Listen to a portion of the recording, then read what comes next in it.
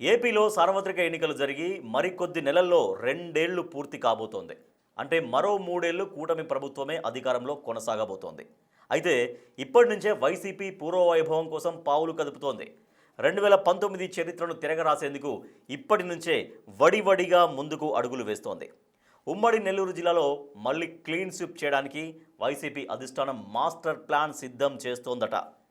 గత ఎన్నికల్లో జిల్లాలో అసలు ఖాతానే తెరవని వైసీపీ తిరిగి పూర్వస్థాయిలో బలం పుంజుకోవడానికి పన్నుతున్న వ్యూహాలేంటి? జగన్ అప్పటి కాంగ్రెస్ పాలకులతో విభేదించి 2011లో వైసీపీని స్థాపించారు. 2014 ఎన్నికల నాటికి వలసలతో పార్టీని బలోపేతం చేసుకుని పార్టీని ప్రధాన ప్రతిపక్షంగా మార్చగలిగారు. 2014లో జరిగిన సార్వత్రిక ఎన్నికల్లో వైసీపీ 44.6% ఓటు బ్యాంకుతో 67 స్థానాలను కైవసం చేసుకుని ప్రధాన ప్రతిపక్షంగా నిలిచింది. అప్పట్లో తెలుగుదేశం పార్టీ 44.9% ఓటర్లతో 107 స్థానాలను సాధించి అధికారాన్ని చేపట్టింది. తర్వాత జగన్ పాదయాత్ర ప్రభావము, ఆ పాదయాత్రలో ఇచ్చిన హామీల ఎఫెక్టో వైసీపీ 2019లో జరిగిన సార్వత్రిక ఎన్నికల్లో 50.6% ఓట్లతో 151 స్థానాలను కైవసం చేసుకుని రికార్డు సాధించింది. అయితే 2024లో జరిగిన ఎన్నికల్లో 11 సీట్లకే పరిమితమై అధికారంతో పాటు ప్రధాన ప్రతిపక్ష హోదా కూడా కోల్పోయింది. అప్పటి నుంచి ఇప్పటి వరకు వైసీపీ ఆటుపోట్లను ఎదుర్కొంటూనే ఉంది. వైసీపీ నుంచి కీలక నేతలు కూటమి పార్టీలోకి వెళుతుండటంతో సతమతమవుతూనే ఉంది. వైసీపీకి ఉమ్మడి నెల్లూరు జిల్లాలో గట్టి క్యాడర్ ఉంది. 2019లో జరిగిన ఎన్నికల్లో 10కి 10 స్థానాలను నెల్లూరు జిల్లా వైసీపీకి అందించింది. దాంతో కడప తర్వాత నెల్లూరు జిల్లా వైసీపీకి కంచుకోటగా మారింది. అయితే గత ఎన్నికల్లో కడప జిల్లాలో 10కి 7 స్థానాల్లో పరాజయం పాలైంది. నెల్లూరు జిల్లాలో అసలు బోణీని కొట్టలేకపోయింది. ఆ క్రమంలో తిరిగి నెల్లూరు జిల్లాలోని 10కి 10 స్థానాలను ఈసారి జరిగే ఎన్నికల్లో తన ఖాతాలో వేసుకునేందుకు వైసీపీ మాస్టర్ ప్లాన్ సిద్ధం చేస్తుందట.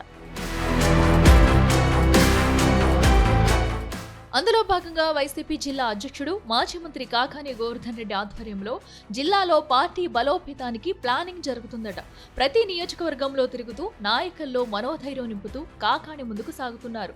సమస్యలపై ప్రజాక్షేత్రంలో ఎండగడుతూ ప్రభుత్వాన్ని ఇరకాటంలో పెట్టడంలో కాకాని సక్సెస్ అవుతున్నారని వైసీపీ శ్రేణులు అభిప్రాయపడుతున్నారు. దాంతో టీడీపీ నేతలు కూడా వైసీపీ ప్లానింగ్ తిప్పుకొట్టేందుకు సమాలోచనలు చేస్తున్నారట.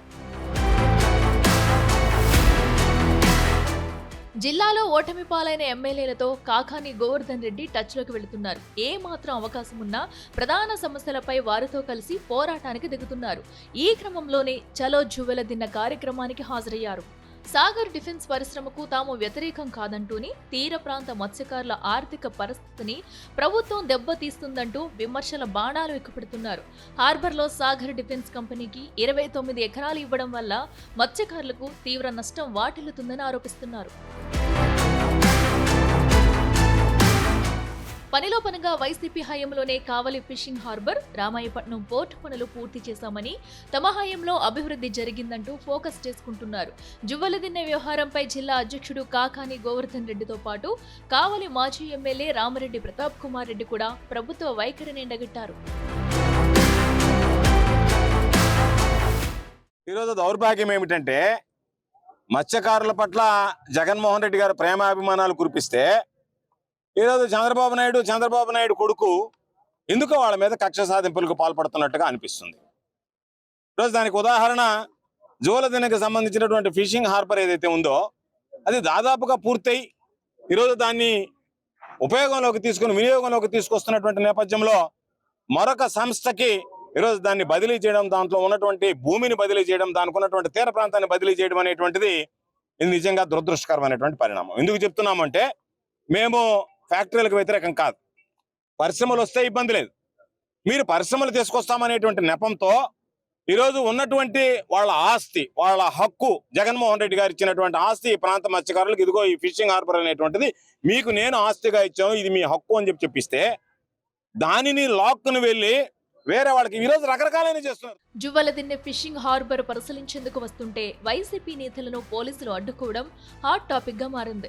ఇక్కడ భూములలో నారా లోకేష్ ఆవిష్కరించిన సాగర్ డిఫెన్స్ కంపెనీ శిలాఫలకంను వైసీపీ నేతలు పరిశీలించారు.